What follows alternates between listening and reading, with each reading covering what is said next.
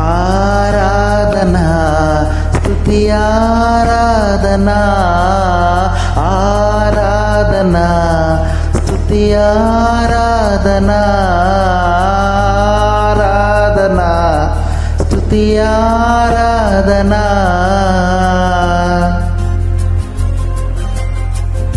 నీ వంటి వారు ఒక్కరును లేరు, నీవే అతి శ్రేష్ఠుడా.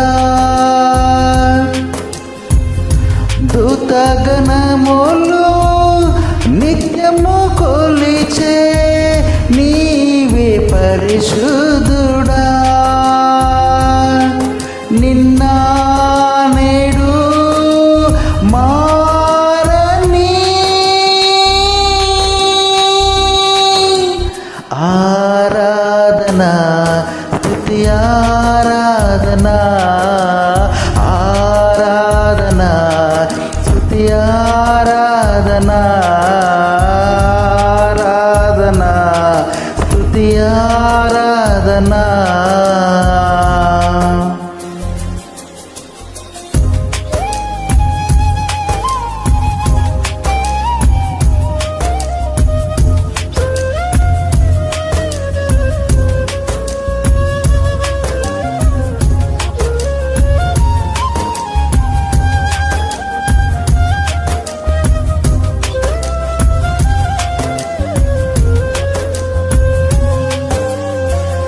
అబ్రహాము ఇస్సాకును బలి ఇచ్చిన ఆరాధన, రాళ్లతో చంపబడిన స్టెఫను వలె ఆరాధన.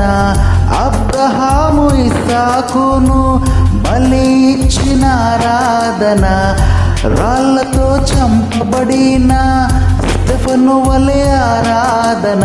ఆరాధన స్తుతి ఆరాధన ఆరాధన స్తుతి ఆరాధన.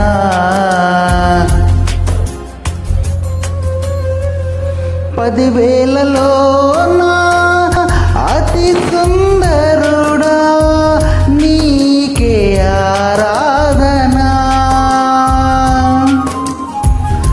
ఇక పరములో ఆకాంక్షణీయుడా నీకు సాటెవ్వరు. నిన్న నేడు మారని ఆరాధన స్తుతి ఆరాధన ఆరాధన స్తుతి ఆరాధన ఆరాధన స్తుతి ఆరాధన. సోమరి ఆశపడతాడు కానీ ఏమి దొరకదు. కాబట్టి సోమరితనాన్ని విడిచి మనము ప్రార్థన చేయాలి. హల్లెలూయా. చాలా మంది నిద్రపోదాంలే అనుకుంటా ఉంటారు. నిద్రపోతే బలమే రాదు కానీ లేమి కలుగుతుందట. హల్లెలూయా. సామెతల గ్రంథము 6వ అధ్యాయము చూసినట్లయితే సామెతల గ్రంథము 6వ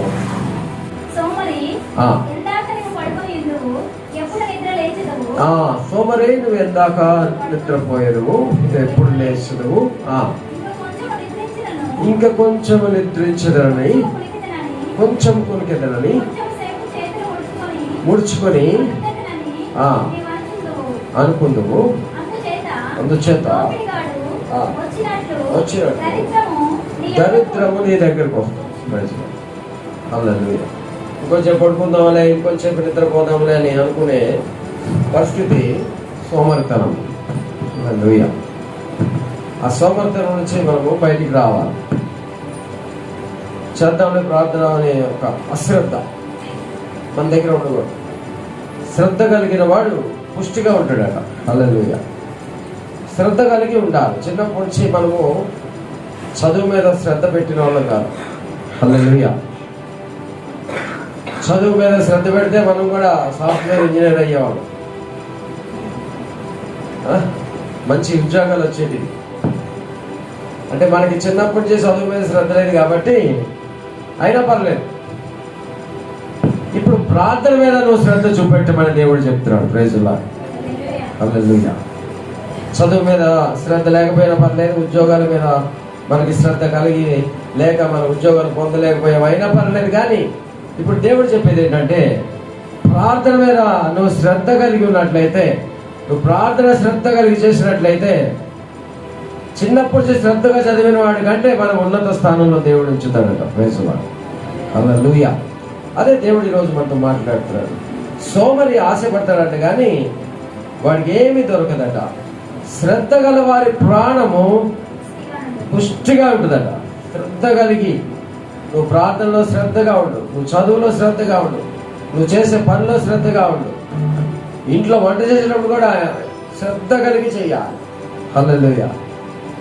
ఇష్టం వచ్చినట్లుగా బైబిల్ చదివేటప్పుడు శ్రద్ధ కలిగి చదవాలి, పని చేసేటప్పుడు కూడా శ్రద్ధ కలిగి చేయాలి.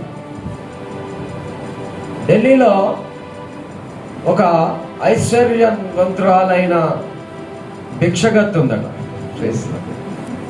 ఆమెకు 3-4 కార్లు ఉన్నాయట. అంటే ఆమె శ్రద్ధగా అడుక్కుంటుంది అనమాట. ప్రైజ్లో నిజంగా ఉంది. ఒక బాగా ఐశ్వర్యవంతురాలట ఆమె. దీన్ని బట్టి మనం చేసే ప్రతి పనిలో కూడా శ్రద్ధ కలిగి చేయాలట.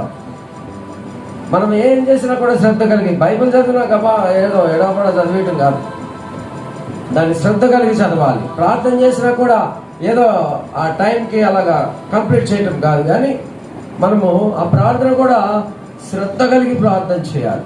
అప్పుడు దేవుడు వెంటనే మనతో మాట్లాడతాడట. హల్లెలూయా. ఎంతమంది ప్రార్థన చేస్తున్నారు మరి? ఎంతమందితో దేవుడు మాట్లాడుతాడయ్యా అంటే శ్రద్ధ కలిగిన వారితో మాట్లాడతాడు. హల్లెలూయా. శ్రద్ధ కలిగి ఎవరైతే ప్రార్థన చేస్తారో వారితో మాట్లాడతాడు దేవుడు. ఆయన మాట్లాడేవాడు, ఆయన దర్శించగల సమర్థుడు. మనం ఏ పని చేసినా కూడా శ్రద్ధగా చేయాలి. హల్లెలూయా. అందుకే ఈ రోజుల్లో యాక్సిడెంట్లు అవుతున్నాయి. బండి నడిపేవాడు శ్రద్ధగా నడపాలి. ఎక్కడో ఆలోచిస్తే ఎక్కడో చూసుకుంటా నడిపితే యాక్సిడెంట్లు అవుతున్నాయి. మరి ఒక మోటార్ బైక్ అతను కారు గుద్దితే ఆడు ఎగిరి కరెంటు తీగల మీద వేలాడాడు. అది ఘోరమైన పరిస్థితి. అంటే దేన్నైనా శ్రద్ధగా చేయాలి. అంటే వాడు ఎక్కడో మిస్టేక్ చేసేవాడు, కళ్ళు కనపడలే. ఈ రోజుల్లో చెవులు అది పెట్టుకుంటారు, బండి నడుపుతారు, వెనకాల హార్న్ కూడా వినపడదు, వాడు వీడి పాటలు వినపడతా ఉంటాడు. ఏదైనా సరే శ్రద్ధగా చేయాలి. శ్రద్ధగా పనిచేసిన వాడు పుష్టిగా ఉంటాడు అన్నమాట. మరి మనలో ఎంతవరకు శ్రద్ధ ఉన్నది? ఈరోజు చిన్నప్పటి నుంచి నువ్వు చదువులో శ్రద్ధ చూపెట్టకపోయినా పర్లేదు, ఈరోజు దేవుడు మనకు అవకాశం మనకి ఇస్తున్నాడు. హల్లెలూయా.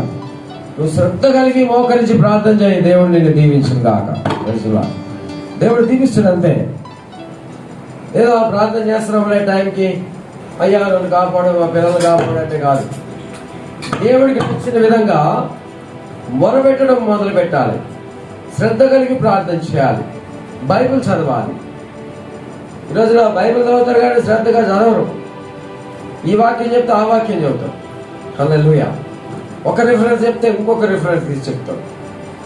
శ్రద్ధ కలిగి చదవాలి. ఈ శ్రద్ధ ఎవరికైతే ఉందో వాళ్ళు పుష్టిగా ఉంటారట.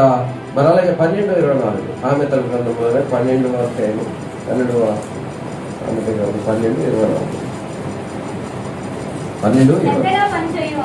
శ్రద్ధగా పనిచేయవారు ఏలుబడి చేయదు, సోమరులు కూలి పని చేసుకుంటారట. హల్లెలూయా. అంతే. మనము శ్రద్ధగా చదవకపోతే ఏమవుతుంది? చివరికి కూలి పని చేసుకోవడం. ఆ కూలి పని చేసుకున్న 500-600 వస్తుంది అంతే. అందుకనే మనం చిన్నప్పటి నుంచి శ్రద్ధగా చదువుకోవాలి. శ్రద్ధ లేకపోతే ఏమవుతుంది? వెట్టి పని చేయడానికే మనకు ఉపయోగపడతాం. మనం వెట్టి పనికిరాని పనులు చేస్తాం. హల్లెలూయా. చాలా మంది అందుకే పిల్లల్ని బాగా చదివించడానికి ఎంతైనా ఖర్చు పెడతారు. ఎందుకంటే నేను చదువుకోలేదు, నా పిల్లలన్నా బాగా చదువుకోవాలని.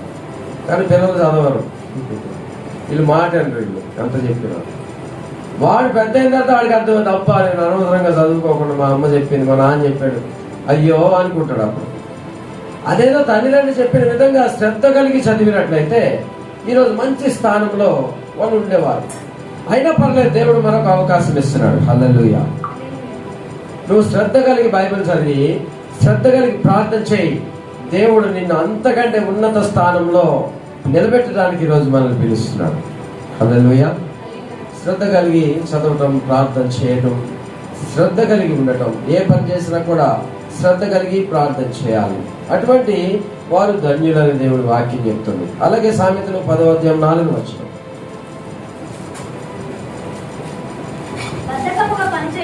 బద్ధకముగా పని చేయవాడు దరిద్రుడగును. హల్లెలూయా.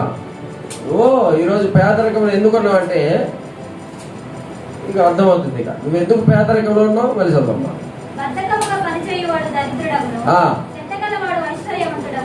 మనకి ఎందుకు లేదు ఐశ్వర్యం, మనకి ఎందుకు డబ్బు లేదు? అందుకే లేమికి భయపడి నిద్రయందు ఆసక్తి విడుము అని దేవుని వాక్యం చెప్తుంది. నువ్వు ఎక్కువ నిద్రపోయావనుకో నీకు లేమి పరిగెట్టుకుంటూ వస్తుందట. అందుకనే ఆశ విడువు. నిద్ర మీద నీకున్న ఆశను తగ్గించుకో. ఒక గంట సేపు నిద్ర మానేసి ఆ గంట సేపు ప్రార్థన చేయి. హల్లెలూయా. అప్పుడు దేవుడు నిన్ను ఆశీర్వదిస్తాడు. ఎందుకంటే దేవుడిని, నిజమైన దేవుడిని నువ్వు గంట ప్రార్థన చేస్తున్నావు నిద్ర మానుకొని. అంటే ఒక నిద్ర మానుకొని నువ్వు చేసేవంటే దేవుడు ఎంతగా ఆశీర్వదిస్తాడు. దేవుడు బాగా ఆశీర్వదిస్తాడు. అందుకని ఈరోజు శ్రద్ధ గల వారి ప్రాణము పుష్టిగా ఉంటుందట.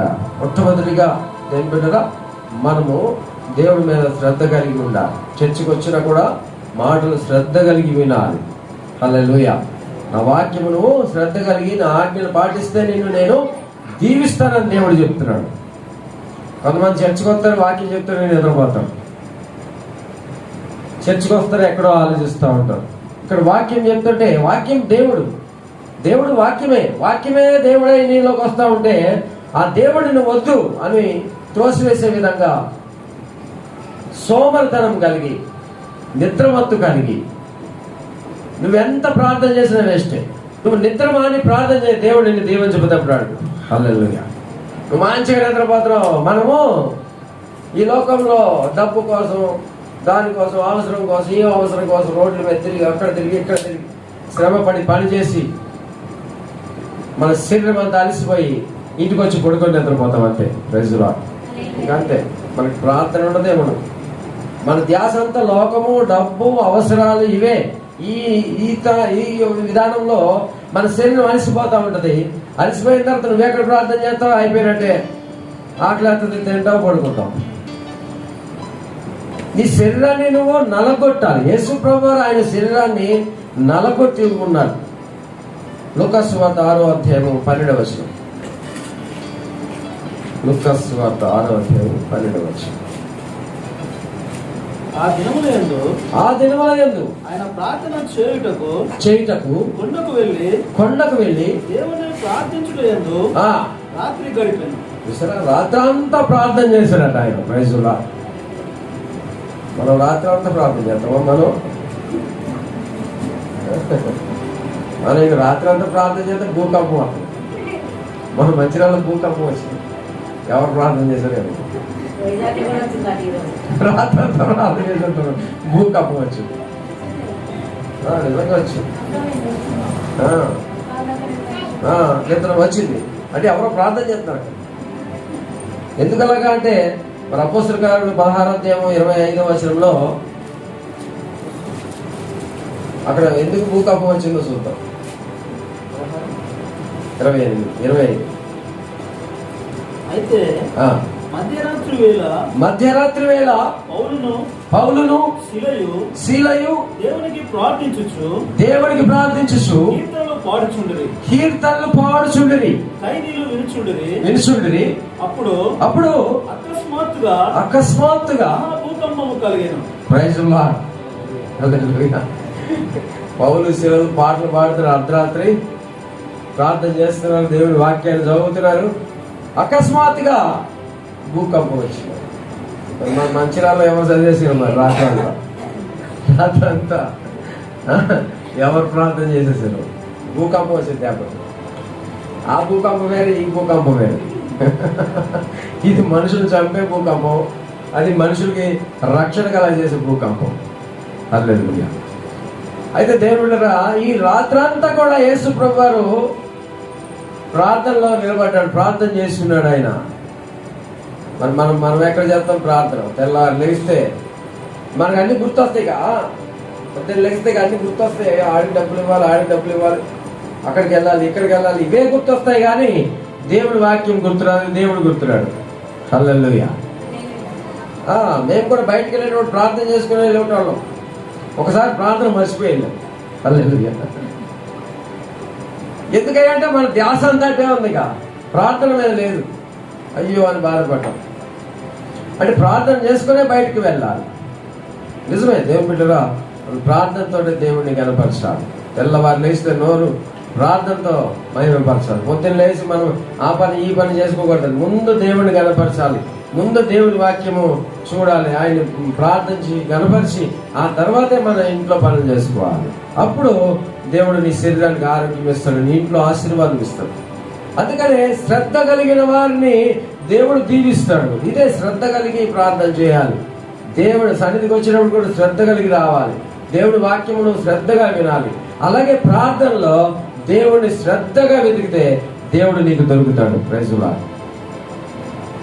మనకి అన్ని తెలుసండి, మనకి తెలియదంటే ఏం లేదు. ఆ టైంకి బద్ధకం దెయ్యం వచ్చేది, మనలోకి ఆవలింతలు వస్తాయి. బద్ధకపు దెయ్యం వచ్చేసి ఇక ప్రార్థన చేయవు నువ్వు. ఇక రేపు చేద్దాంలే, లేదా గంటకి చేద్దాంలే అనుకుంటూ మనం వేరే విషయాల మీద కాన్సన్ట్రేట్ చేస్తూ ఉంటాం. అది తప్పనమాట. ఈరోజు దేవుడు మనతో మాట్లాడుతున్నాడు. శ్రద్ధ కలిగి ఉన్నవారి ప్రాణము దేవుడు తృప్తిపరుస్తాడట. మొట్టమొదటిగా మనం శ్రద్ధ కలిగి ప్రార్థన చేయాలి, శ్రద్ధ కలిగి బైబిల్ చదవాలి. పాటలు పాడేటప్పుడు కూడా శ్రద్ధ కలిగి పాటలు పాడుతూ ఉండాలి. ఎక్కడో ఆలోచిస్తూ పాటలు పాడకూడదు, కానీ దేవుడిని కనపరుస్తూ శ్రద్ధ కలిగి ప్రతి పని కూడా దేవుడిలో శ్రద్ధ కలిగి మనం చేసినట్లయితే దేవుడు మనం దీవిస్తాడు. ఇక రెండో విషయం ఏంటంటే 12వ అధ్యాయము 27వ వచనం. సామెతలు 12వ అధ్యాయము 27వ వచనం. సోమరి వేటాడినను చురుకుగా ఉండుట గొప్ప భాగ్యము. హల్లెలూయా. చాలు చురుకుతనం కలిగి ఉండాలి. కొంతమందికి ఎంత చెప్పినా మంది అర్థం కాదు. ఎంత చెప్పు అదే అలాగే చేస్తాడు. హల్లెలూయా. ఎన్నిసార్లు చెప్పాలి అర్థం కాదు. చురుకుతనం కలిగి ఉండటం మహాభాగ్యము. ఎక్కడ చురుకుతనం కలిగి ఉండాలి అంటే, వీళ్ళు డబ్బులు సంపాదించడానికి బాగా చురుకుతనం కలిగి ఉంటారు. ఒకడు మోసం చేయడానికి మంచి చురుకుతనం కలిగి ఉంటారు. కానీ దేవుడు ఈరోజు మనతో మాట్లాడుతున్నాడు. నువ్వు బైబిల్ చదవటంలో, ప్రార్థన చేయటంలో, పాటలు పాడటంలో, సువార్త చేయటంలో చురుకుతనం కలిగి ఉండాలి. హల్లెలూయా. కొంతమంది ఇంట్లో పనులు బాగా చురుకుగా ఉంటారు. ఆడవాళ్ళు అటు తిరుగుతారు దాని చిటికలేసి పనులు చేసేస్తాం. హల్లెలూయా. చురుకుతనం బాగా ఇంట్లో పనులకైతే చురుకుతనం. అదే చర్చికి రావడానికి చురుకుతనం ఉండదు, ప్రార్థన చేయడానికి చురుకుతనం ఉండదు, బైబిల్ చదవడానికి చురుకుతనం ఉండదు. వీళ్ళకి లోకానుసారమైన అన్ని ఆశలు కలిగి ఆ రకంగా అక్కడ చురుకుతనం చూపిస్తారు, కానీ దేవుడి సన్నిధిలో చురుకుతనం చూపించలేకపోతున్నారు. హల్లెలూయా. దేవుడి వాక్యం అర్థం కాదు. దేవుడి వాక్యం విన్నా తెలియదు. ఎంత చెప్పినా అర్థం కాదు. వీళ్ళు ఎప్పుడు ఇతర మొహం వేసుకొని జిడ్డు మొహం వేసుకొని చూస్తూ ఉంటారు. ఎంత చెప్పినా అర్థం కాదు. హల్లెలూయా. కాబట్టి ఈరోజు సోమర్థనంగా ఉంటే నీకు అంత నష్టమే. చురుకుతనముగా ఉండటం మహాభాగ్యము. దేవుడు బాగా గమనించాడు. మొట్టమొదటిగా దేవుడి మీద శ్రద్ధ కలిగి ఉండాలి. బైబిల్ మీద శ్రద్ధ కలిగి ఉండాలి. ఏదో చేతలో ఏదో ప్రార్థన చేత కాదు, శ్రద్ధ కలిగి ప్రార్థన చేయాలి. కనిపెట్టి ప్రార్థన చేయాలి. మెలకువగా ప్రార్థన చేయాలి. మోకరించి సాగిలబడి ప్రార్థన చేయాలి. నిలబడి ప్రార్థన చేయాలి. ఈ రకరకాల ప్రార్థన చేసి చేసి చేసి దేవుడిని అడగాలి నువ్వు. హల్లెలూయా. నువ్వు ప్రార్థన చేయు, రకరకాల ప్రార్థనలు ఎక్కడ చేస్తావు? హల్లెలూయా. మనకి ప్రార్థనే లేదు. రకరకాలుగా నిలబడి మోకరించి సాగిలబడి నీకు ప్రార్థన చేయడం వచ్చా? ఒక ఆమె మోకరి సాగిలబడి ప్రార్థన చేసి అడ్డే పడుకుంది. సాధన శక్తి తొక్కి వెనక సాగిలపడడం. సాగిలపడి అడ్డే ఉంటే కాదు, సాగిలపడాలి, మోకరించి మళ్ళీ సాగిలపడాలి, మళ్ళీ మోకరి. హల్లెలూయా. నువ్వు సాగిలపడిన ఓరలో కొట్టావనుకో, నీ నెత్తి మీద వచ్చి దెయ్యం ఎక్కి కూర్చోడు, నీ ఈ మీద తొక్కు. అయితే సాగిలపడటం సర్వదు, కానీ మోకరించి ప్రార్థన చేయటం, నిలబడి ప్రార్థన చేయటం, దేవుడికి మహిమకరంగా మనం ఉండటము, ఇదే చురుకుతనం. హల్లెలూయా. మనకు చురుకుతనము ఆ ఇంట్లో పనుల్లో కాదు, కానీ దేవుడి ప్రార్థనలో చురుకుతనం కావాలి. దేవుడి సన్నిధికి టైంకి రావడంలో చురుకుతనం కాల. ఈ విధంగా ఉండాలి. అంటే మొట్టమొదటిగా శ్రద్ధ కలిగి ఉండాలి, రెండవదిగా చురుకుతనం కలిగి ఉండాలి, మూడవదిగా భయభక్తులు కలిగి ఉండాలి. హల్లెలూయా. దేవుడు అంటే భయం కలిగి ఉండాలి. దేవుడు అంటే దావీదు వణికిపోయాడట. 119వ కీర్తన 120వ వచనం. 119వ కీర్తన 120. నీ భయము వలన నా శరీరము నీ న్యాయ విధులకు చూసారా, నిన్ను చూస్తే నాకు భయం వేస్తుందయ్యా, నా శరీరం వణికిపోతుంది అంటున్నాడు. దావీదు మహారాజా మాట్లాడుతున్నాడు. రాజు, ఆయన రాజు అయి ఉన్నాడు ఆ టైంలో. ఆ కీర్తన రచించినప్పుడు ఆయన రాజు తలుచుకుంటే ఏమీ దేనికి లోటు లేదండి. అటువంటి రాజు వణుకుతున్నాడు కానీ మనకు వణుకు పడతలేదు. హల్లెలూయా. వణుకాలి, భయపడాలి. అమ్మో రేపు ఏం జరుగుతుందో, రేపు ఏమవుద్దో. నిజమే, ఈ రోజుల్లో చాలా భయంకరమైన రోజులు. ఈ రోజులు ఎవరు ఎక్కడ ఎలా చచ్చిపోతున్నారో ఎవరికి తెలియట్లేదు. ఎవరి పరిస్థితి ఏంటో ఎవరికి తెలియట్లేదు. కరోనా ఎలా వచ్చి చంపేస్తుందో తెలియట్లేదు. హల్లెలూయా. మనల్ని దేవుడు కాపాడుతున్నాడు. ఈ కాపాడే రక్షణను మనము గౌరవించాలి. ఈ రక్షణలో మనము శ్రద్ధ కలిగి ఉండాలి. ఈ రక్షణ మనము తెలుసుకోవడానికి చురుకుతనం కలిగి ఉండాలి. ఈ రక్షణను మనం స్వతంత్రించుకోవడం కోసం దేవుని ఎడల భయభక్తులు కలిగి ఉండాలి. హల్లెలూయా. ఒకరికి భయం ఉండదు, భక్తి ఉండదు, ఇక ఏముండదు. ఏదో చర్చకొత్తనం వెళ్తున్నాం అంటే భయభక్తులు కలిగిన వాడు ఎలా ఉంటాడంటే దేవుడికి బాగా టైంకి వచ్చి దేవుడిని గణపరిచి దేవుడిని మహిమపరుస్తూ దేవుడి ద్వారా ఆశీర్వాదాలు పొందే విధమైన భయభక్తులు కలిగి ఉంటారు. హల్లెలూయా. మనకి అర్థం కావట్లేదు, అన్యజనులకు అర్థమవుతుంది ఆ విలువ ఏంటో. మనిషికి రక్షణ లేదు ఈ రోజుల్లో, రక్షణ లేదు. కానీ రక్షకుడైన యేసు ప్రభు మన మధ్యకి వచ్చినాడు. ప్రైజులా. యేసు అంటే రక్షకుడు, క్రీస్తు అంటే అభిషిక్తుడు. దేవుడి చేత అభిషేకం పొంది రక్షకుడిగా మన మధ్యకి వచ్చిన యేసు ప్రభుని మనము ఎప్పుడైతే ఆశ్రయించామో మనకి రక్షణ కలుగుతుంది. మనకి ఆయనే ఆశ్రయము. అందుకే దావీదు చాలా చోట అంటాడు, యెహోవా నా కొండ, నా కోట, నా శైలము అంటాడు. ప్రైజులా. నీవే నా కొండ, నా కోట, నా శైలము, నీవే నాకు ఆధారం. బైబిల్ గ్రంథంలో ఒక వ్యక్తి ఉన్నాడండి, శ్రద్ధ కలిగి నేను చెప్పిన లక్షణాలన్నీ అతనికి ఉన్నాయి. అతను యేసు ప్రభువుని స్వతంత్రించుకున్నాడు. అతను ఎవరయ్యా అంటే లూకాసు వార్త 19వ అధ్యాయంలో జక్కయ్య అని ఒక వ్యక్తి ఉంటాడు. ఆయనలో ఉన్న చలాకితనము, చురుకుతనము, అతనిలో ఉన్న శ్రద్ధ అక్కడ ఆ వాక్యంలో రాయబడింది. అదొకసారి చూద్దాం. 19వ అధ్యాయం 1, 2, 3 వచనాలు చూసినట్లయితే లూకాసు వార్తలో తొందరగా ఆయన సంచరించు పోచుండెను.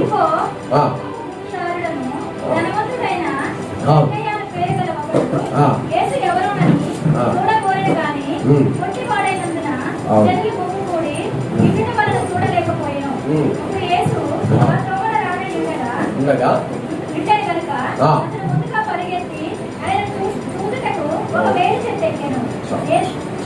ఇక్కడ పొట్టివాడైన జక్కయ్య మన ముందున్నాడు. హల్లెలూయా. ఈ పొట్టివాడైన జక్కయ్య కోరిక ఏం కోరిక? యేసయ్యను చూడాలని కోరిక. హల్లెలూయా. కానీ ఇతరులు ఏముంది? పొట్టితనము. అది శరీరకమైన పొట్టి అయితే ఈరోజు మనలో కూడా పొట్టితనం ఉందండి. ఏంటంటే పొట్టితనం అంటే స్వార్థం, పొట్టితనం అంటే అసూయ, ద్వేషం, పగ, ప్రతీకారాలన్నీ కూడా పొట్టితనాన్ని కలగజేస్తుంది. నేను చాలా మందికి ప్రార్థన చేసినప్పుడు నేను ఇలా ప్రార్థన చేస్తే పొట్టిగా కనపడుతున్నాను. అంటే వాళ్ళలో ఆ పొట్టితనం ఉంది. అంటే వాళ్ళలో ఆత్మీయమైన ఎదుగుదల లేదు. ఆత్మీయమైన ఎదుగుదల ఎప్పుడు వస్తున్నాయి అంటే నిస్వార్థంగా ప్రాణాన్ని దారబోసిన దేవుడు ఏ స్వార్థంతో ప్రాణాన్ని దారబోయలేదు. ఆయన నిస్వార్థంగా దారబోసిన దేవుడు. ఆయన్ని నమ్మి కూడా మనం స్వార్థంగా ఉంటాం. నేను బాగుంటే చాలు, ఎవడెడిపోతే నాకెందుకు. హల్లెలూయా. నేను నా కుటుంబం మంచిగా ఉంటే చాలు, ఆడెడిపోతే నాకెందుకు, ఈడెడిపోతే నాకెందుకు. కానీ క్రైస్తవుడికి ఎప్పుడు కూడా యేసు ప్రభువు చెప్పేది నీ పొరుగు వాణిని నువ్వు ప్రేమించబడే దేవుడు వాక్యం చెప్తుంది. Praise the Lord. ఈ పొట్టి జక్కయ్యలో ఉన్న లక్షణం అది పొట్టితనం. ఆ జక్కయ్య శరీరానికి పొట్టితనం, కానీ ఆ పొట్టితనం ఈరోజు మనలో ఉన్నది. ఆ పొట్టితనమే మనలో ఉన్న స్వార్థము, ద్వేషము, అసూయ. ఒకడు ఎదిగితే మనం చూడలేము. హల్లెలూయా. ఒకడు ఎవడైనా బాగా బిల్డింగులు కడతాడు అనుకో, వీడికి ఇక నిద్ర పట్టదు. ఇక వాడు ఎదిగితే వీడికి ఆ బాధ, వీడికి నిద్ర పట్టని బాధ. వీడికి ఎక్కడ చేస్తున్నాడు డబ్బులన్నీ? హల్లెలూయా. ఈ డబ్బులు ఎక్కడ చేస్తున్నాడు, ఏం చేస్తున్నాడు, ఏం సంపాదిస్తున్నాడు అని. అంటే అసూయ, అంటే ఇది పొట్టితనం అన్నమాట. ఇక్కడ పొట్టి చెక్కయ్య, నేను పొట్టివాడిని కదా, యేసయ్య వస్తే ఆయన చుట్టూ అంతమంది మనుషులు ఉంటారు, ఇక నేను ఆయన ఎక్కడ చూస్తాను, ఏదో గంట పడుకొని నిద్రపోదాం ఇంటికి వెళ్ళాలని అనుకోలేదు. హల్లెలూయా. మనమైతే అలాగే అనుకుంటాం. అలాగా ఆయన కనపడ్డా మనకి ఎందుకు వచ్చిందిలే, వచ్చిన వస్తాడు వెళ్ళిపోతాడు, మనం ఏం చేస్తాంలే, మనం ఇంటికి వెళ్ళి పడుకుందాం అని ఈ జక్కయ్య అనుకోలేదట. జక్కయ్య ఏం చేశాడు, ఏ దారిలోంచి వస్తాడో ఆ దారిని వెళ్ళాడు జక్కయ్య. ఏ దారి నుంచి అతను యేసయ్య ప్రభు రాబోతున్నాడో అది చూశాడు. యేసయ్య ఈ రోడ్డు నుంచి రాబోతున్నాడు అని ముందే అతను గెస్ట్ చేశాడు, ఊహించాడు. ఈ రోడ్డు నుంచి వస్తాడని ఊహించి ఏం చేశాడు, ఆ రోడ్లో ఉన్న ఒక చెట్టు, మేడి చెట్టు ఎక్కి కూర్చున్నాడు. ఇక హల్లెలూయా. Praise the lord. దేవునికి మహిమ కలుగును గాక. ఆయనలో శ్రద్ధ ఉన్నది దేవుని చూడాలని. హల్లెలూయా. చురుకుతనం ఉంది ఆయనలో. తర్వాత భయభక్తులు కనపడతాయి, ఆయనలో భయభక్తులు ఉన్నాయి. అంటే ఈ 3 లక్షణాలు ఉన్న జక్కయ్య యేసు ప్రభువుని స్వతంత్రించుకున్నాడు. యేసు ప్రభువే వచ్చి ఆ చెట్టు కిందకు వచ్చి, జక్కయ్య దిగిరా, నేను మీ ఇంటికి వస్తానంటాడు. Praise the lord. ఎంత గొప్ప విషయం అండి. జక్కయ్యలో ఉన్న శ్రద్ధ యేసు ప్రభు వారికి ఎప్పుడో కనపడింది. ఇతను శ్రద్ధ కలిగి ఉన్నాడు, అంటే యేసయ్యను చూడాలనే శ్రద్ధ ఆయనకు ఉన్నది.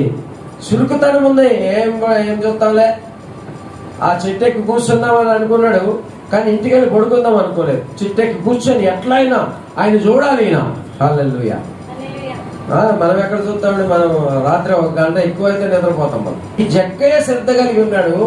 ఆయనకి యేసయ్యను చూడాలని కోరిక ఉంది, ఎల్లైనా చూడాలంటే, దేవాది దేవుడిని చూడాలని ఆశ కలిగింది మనసులో.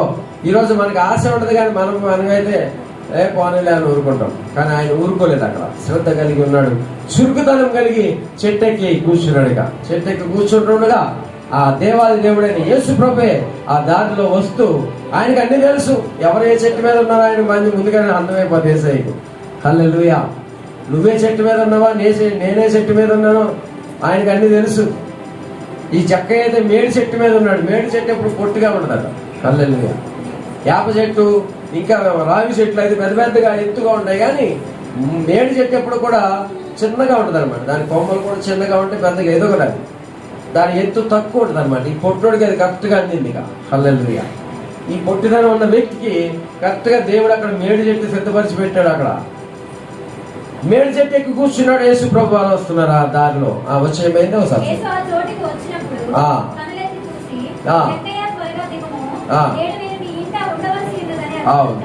చాలు చూసారా. ఆయనకి అన్ని తెలుసు, ఎవడు ఏ చెట్టు మీద ఉన్నాడో ఆయనకి తెలుసు. ఈరోజు హల్లెలూయా. మనం ఏ చెట్టు మీద ఉన్నామో కూడా తెలుసు. మనకి స్వార్థం అనే చెట్టు, గర్వం అనే చెట్టు. నాకైతే నాకు సొంత ఇల్లు లేదా, అదొక చెట్టు. నాకైతే నాకు ఉద్యోగం ఉంది కదా, నన్ను ఎవడేం చేస్తాడు, అదొక చెట్టు. నువ్వే చెట్టు మీద ఉన్న దేవుడు మాత్రం చూస్తూనే ఉంటాడు. హల్లెలూయా. అయితే మేడి చెట్టు మీద ఉన్న వ్యక్తిని ఆయన గమనించాడు, చూశాడు, వచ్చాడు. దిగో జక్కయ్య, నీ దగ్గరికి రావాలన్నాడు. Praise the lord. అప్పుడు జక్కయ్య ఎలా ఉన్నాడు చూద్దాం ఆయన పరిస్థితి.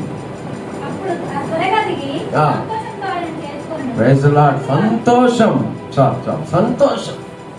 దేవుడి దిగిరా అంటే ఎవరంటారండి? ఎవరికి ఎంత సంతోషం అంటే జక్కయ్య జీవితంలో సంతోషం నింపబడింది ఆ రోజు. Praise the Lord. ఈ మాటలు వింటున్న నీవు నీ జీవితంలో సంతోషం నింపబడాలి. హల్లెలూయా.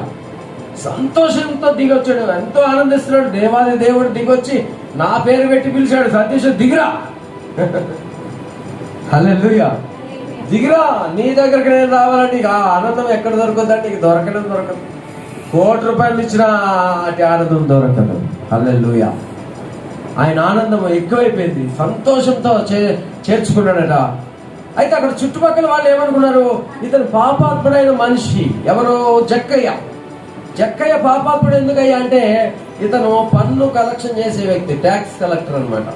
పన్ను వసూలు చేసేవాడు. ఈరోజు మనం సబ్బు కొంటే అందులో 5 రూపాయలు ఎంతో ట్యాక్స్ ఉంటుంది కదా, అక్కడ అలా ఉండేది కదా. ఆ రోజుల్లో మనిషికి ట్యాక్స్ దగ్గరకు వచ్చి కలెక్షన్ చేసేవారు. ఈరోజు మనం పేస్ట్ కొన్న, సబ్బు కొన్న అన్నింటిలోంచి ట్యాక్స్ వెళ్ళిపోతుంది, మనకు తెలియట్లేదు. హల్లెలూయా. మనం పెట్రోల్ కొంటున్నాం, పెట్రోల్ ఎంత 35 రూపాయలు ఏట, మిగిలినంత ట్యాక్సే, అంత ట్యాక్సే. మనకు తెలియదు. ఇదంతా ఎక్కడికి వెళ్తుంది? గవర్నమెంట్కి వెళ్తుంది. గవర్నమెంట్కి మనం డబ్బులు ఇస్తున్నాం, కానీ గవర్నమెంట్ అధికారులు చూస్తే మనకు భయం కలుగుతుంది. ఆ రకంగా ఉంది.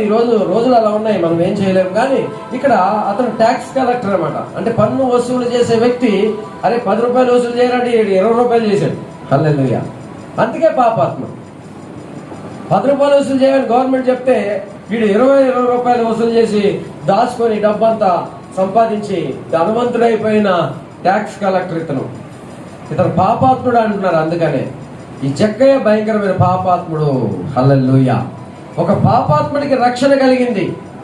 ఈరోజు నువ్వు నేను అందరూ పాపాత్ముడే. మనకు కూడా రక్షణ కలగాలంటే ఈ 3 లక్షణాలు నీలో ఉండాలి. శ్రద్ధ కలిగి దేవుడిని వెతకాలి, చురుకుతనం కలిగి దేవుడిని అడగాలి, మూడోదిగా దేవుని ఎడల భయభక్తులు కలిగి ఉండాలి. ఈ 3 లక్షణాలు ఈ జక్కయ్యలో ఉన్నాయి. ఇప్పటి వరకు జక్కయ్యలో 2 లక్షణాలే చూసాం. శ్రద్ధ కలిగి దేవుడిని వెతికాడు, చురుకుతనం కలిగి చెట్టు ఎక్కాడు, భయభక్తులు కూడా కనపడతాయి. చూడం మంచి చదువుతాం. అందరూ చూసి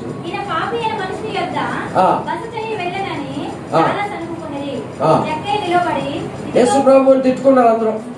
ఈయన నీతిమంతుడు అయితే పాపాత్ముడి ఇంట్లోకి వెళ్ళి ఎలాగ బస చేస్తాడు? ఈయన నీతిమంతుడు కదా. కానీ యేసు ప్రభు ఎందుకు వచ్చాడండి లోకానికి? పాపులను పిలవచ్చాడు కానీ నీతిమంతుని పిలవ రాలేదన్న. Praise the Lord. ఆయన పాపాత్ముల కోసమే వచ్చాడు ఈరోజు.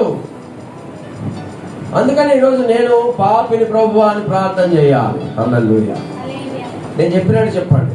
ప్రభువా, అందరూ నేను పాపిని, ప్రభువా నా పాపములు అధికములై ఉన్నాయి. అందరూ చెప్పాలి. ప్రభువా నా పాపములను మీ రక్తంతో కడిగి పవిత్రపరచండి, నన్ను కాపాడండి. Praise the Lord. ఇలా ప్రార్థన చేయండి. నేను పాపిని. హల్లెలూయా. నేనే పాపం చేశాడు, బరేవాడే. ఆ పక్కింటోడు పాపం చేశాడు, నా ఇంటికింటోడు పాపం చేశాడు, నా ఇంట్లో మా నాన్న చేశాడు, నేను చేయలేదంట. హల్లెలూయా.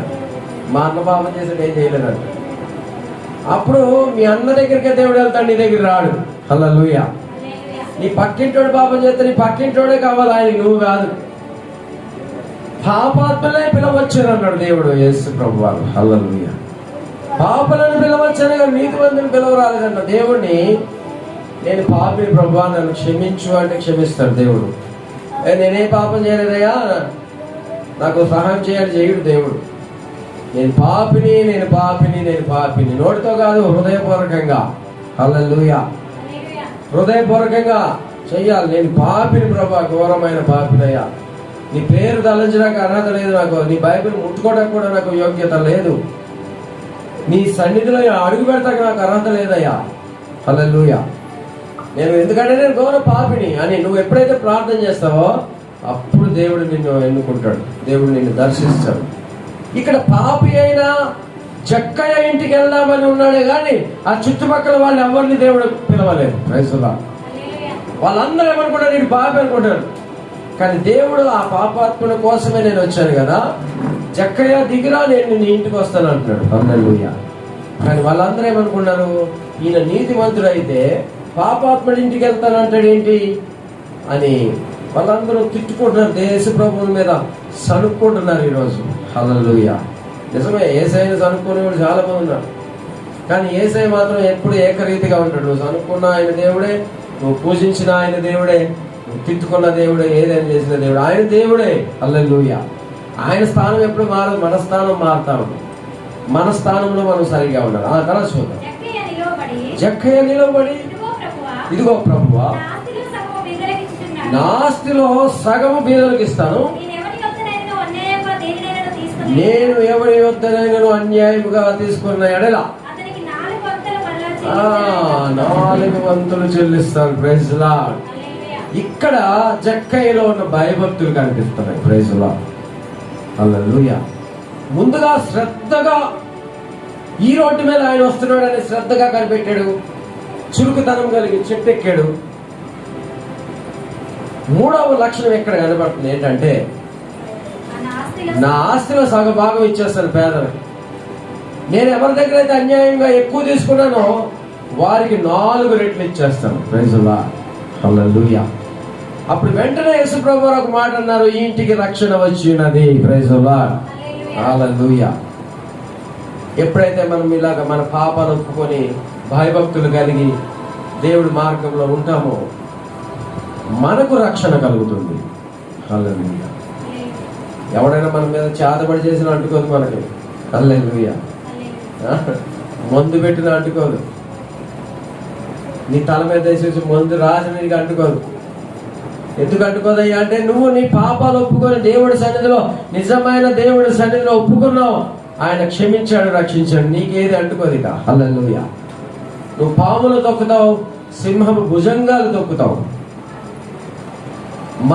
మరణకరమైనది ఏది తాగినా నీకు మరణం రాదు. హల్లెలూయా. అంటే అంతటి శక్తి నీలో రావాలంటే, దేవుడి పరిశుద్ధుడకు దేవుడు నీలో నివసించాలంటే, ఈరోజు నువ్వు చక్కయ్యగా మారిపోవాలి. పొట్టి చక్కయ్య. అతని శరీరానికి పొట్టి, కానీ మన ఆత్మలో పొట్టితనం ఉంది. మనలో స్వార్థం అనే పొట్టితనం ఉంది. మనలో అసూయ, ద్వేషం అనే పొట్టితనం మన దగ్గర ఉంది. మన దగ్గర పనికిరాని లక్షణాలన్నీ ఉన్నాయండి. కానీ జక్కయ్యలో ఒక శరీరం మాత్రమే పొట్టిగా ఉన్నది, కానీ అతని మనసు చాలా గొప్పది. అందుకని అంటున్నాడు, నా ఆస్తిలో సగభాగము పేదలకు ఇచ్చేస్తాను అంటున్నాడు. హల్లెలూయా. మనం ఎప్పుడన్నా అంటామా? మనం రూపాయి కూడా ఇయ్యం బయట. హల్లెలూయా.